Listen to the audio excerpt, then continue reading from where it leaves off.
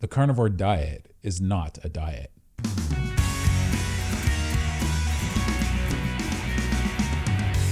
Hey, what's shaking, bacon? My name's Bruno Panucci. I hope you're doing well. So I've been doing this carnivore diet, or this way of eating, for over 2.5 years, coming up to 3 years now, very consistently, without a lick, taste, or bite of anything off a carnivore diet. Now, a lot of people who've been watching this channel know that, but I've lost a lot of weight doing this, and I've just worked through a plateau. I'm starting to go through this now, and I'm starting to lose more weight. But there's an interesting thing about carnivore, because if you're into it for the short-term goals of fitting into a suit or fitting into a dress, you're going to have a really rough time with this, because you're doing it for the weight loss. Now, the interesting thing about the carnivore diet is, yes, you lose weight on the carnivore diet, but it shouldn't be your goal. It should be health. After that, weight loss will come. So if you're still in a dieting mindset, there's something you really need to be concerned about, because you're in your old mindset. You have to get out of your old mindset when it comes to losing weight. You don't want to do something like a carnivore diet or any way of eating to lose weight, because what happens when you reach your goal? You're kind of like Wile E. Coyote, and you've just caught the Roadrunner. What do you do once you got him? So when you get to your goal, you start going back into some of your old habits. I know I used to do this, and I'd have goals, and then I would reach my goals. And then once I got there, I was like, fun for all, and I'd start eating whatever I wanted. You have to watch out for this trap. It's an old way of thinking. You need to reset your way of thinking. And that's the beautiful thing about carnivore, is it has its own maintenance program.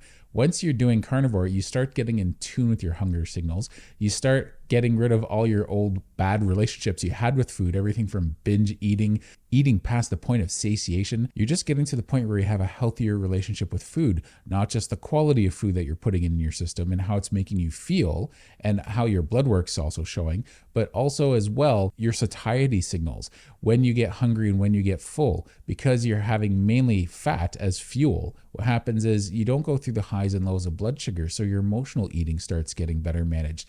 And often when you're on that high and low of being on and off diets, your blood sugars are still often all over the map, because sometimes you're getting just enough carbs in your diet. It's like holding your breath underwater. And I think everyone can relate to this. And I'm interested to find out how many of you have gone through this, because I'm willing to bet almost 100% of you out there have struggled with something like this. Maybe as low as 90% have struggled with this way of eating.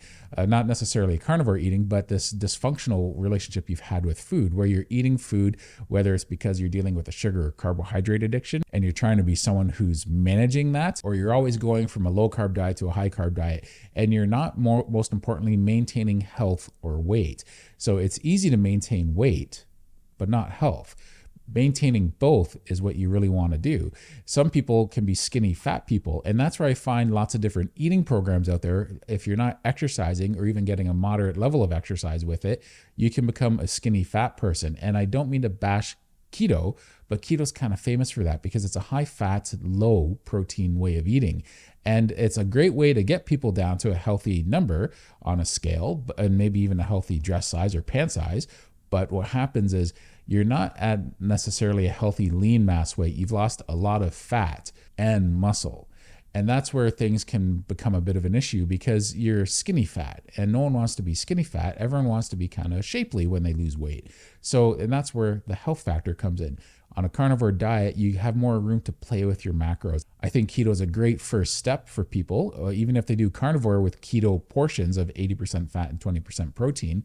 And after a while, they tweak it from there to see what works best for them. The problem with keto is it keeps you in that 80-20 ratio with a little bit of carbs. And if you have an addiction to carbohydrates, it's just enough carbs to sabotage you. You don't have a maintenance program built into it. So unless you're doing some weight training with it, you're going to lose a lot of your muscle tone, and you get that sort of out of shape skinny person where you look okay in a t-shirt, but you notice those people, they have like little wider midsections and very thin shoulders, chest, and back. When you look at carnivores after they've lost a lot of weight, they tend to just get muscular and lean, even if they're not really that active. Now, there's always exceptions, and there's a wide variety of people out there who do any way of eating who are going to look different once they lose all their weight. Ideally, what happens is you want to be in a healthy state when you're skinny, because you don't want to keep having these metabolic issues once you're at a skinny place. Or you don't want to be a lesser version of yourself.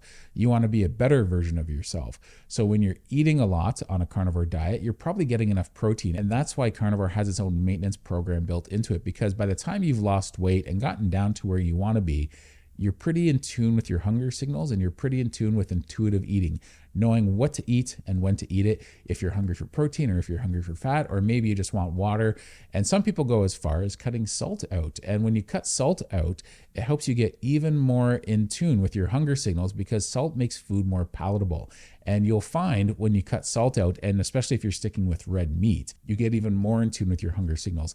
And when you go back to salt, it doesn't take as much salt to make the food as palatable. So when I first started carnivore, I was having a ridiculous amount of salt. And after a while, I started cutting back on my salt and I found I didn't have to eat as much. But I learned that through experience. And the problem with different diets is no matter what the diet is, they get you to the point you need to get to, and then they don't really teach you how to maintain that. Even if you try and use a calorie theory of watching your intake versus your outtake, it's difficult to maintain, and often it's not enough calories. I lost most of my weight doing carnivore, having 5 or 6 pounds of meat a day. Now, the interesting thing about that was it wasn't mainly steaks, it was mainly ground beef. So out of just knowing my nutrition labels on the back of the packages of ground beef, I knew I was getting 1,000 calories per pound and about 100 grams of protein per pound of ground beef. So I was getting about 500 or 600 grams of protein a day and about 5,000 or 6,000 calories. It varied day to day how much I was eating, and I lost a substantial amount of weight doing that. So on top of correcting your unhealthy relationship with food, whether it's emotional eating or portion sizes or the quality of food you're eating, it helps you maintain that, because once you're down to that balance, it's easy to maintain that balance. The trick is not convincing yourself, if you're an abstainer, to try something that's off the carnivore diet later on. If you're a moderator and you can moderate carbs and have a bite of a cookie or a whole cookie and leave it at just one bite or one cookie, then that's great. You're a moderator and you can do that every now and then, and you don't have a guilty conscience in doing it. And more importantly, you don't have a craving to go back to that junk food. And that's where lots of diets fail us, because you do a diet and eventually you go back to that junk food, whether it's a wedding or a special occasion, or you just think, I deserve this. And that's where carnivores get themselves, because they're truly abstainers and they think they have that addiction under control. And out of all the addictions out there, that's the one that's easiest to lose, is thinking, I got this. I can afford to have a slice of cake. I haven't had a slice of cake in 2 years or 4 years, and I'll be okay. And then what happens is you read about them later on in some Facebook group, and they turn around and say, I haven't been able to get back on the wagon, and I put on a lot of my weight, and all my health conditions and unhealthy relationships with food have come back. Same as an alcoholic going back to alcohol, or an ex-smoker going back to smoking. If you have an unhealthy relationship with food, it's easy to manage on a carnivore diet when you abstain from those foods. So that's where diets fail us, is they don't teach us to deal with those unhealthy relationships with food. They just teach us a sort of calories in, calories out, or quality of food that go in and out of our body, instead of how to calm our minds and how to deal with these issues. And that intuitively happens on a carnivore diet. I really appreciate you watching this video. Thanks for taking the time, and hit the little bell notification. And more importantly, check to see that you're getting all the notifications, because I find people aren't getting all the notifications. So please give it a thumbs up and subscribe and leave a comment. Thanks and take care.